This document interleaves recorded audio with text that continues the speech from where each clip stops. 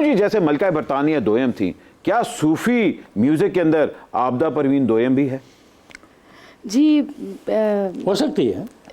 मतलब अगर आप कोशिश करें, आप मेहनत करें तो हो सकती, क्यों नहीं हो सकती है।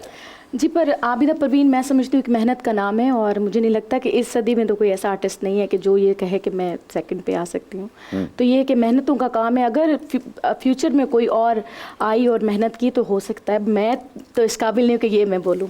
सनम जी, इंडिया वाले आतिफ असलम के अलावा हमारे सारे सिंगर्स को सूफी सिंगर्स क्यों समझते हैं?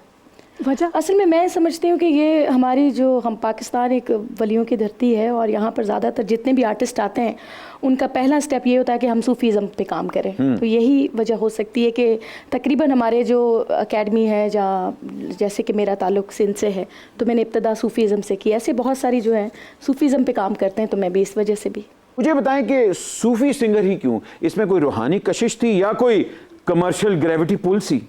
असल में मेरे फादर जो हैं वो एक सूफ़ी टीचर हैं, म्यूज़िक टीचर हैं। तो बचपन से लेके मैंने वहाँ पर सूफ़ीज़म ही पढ़ा। किस एज में स्टार्ट किया था? मैंने 7 साल की उम्र में। 7 साल की? जी, और मेरा जो ताल्लुक़ है वो हज़रत शाह अब्दुल लतीफ़ भुट्टो रहमतुल्लाह अलैह के शहर से ही है, तो इसलिए बचपन से उसी दरबार पे जाते रहे, तो एक ताल्लुक़ है सूफ़ीज़म के साथ। क्या बात, क्या बात।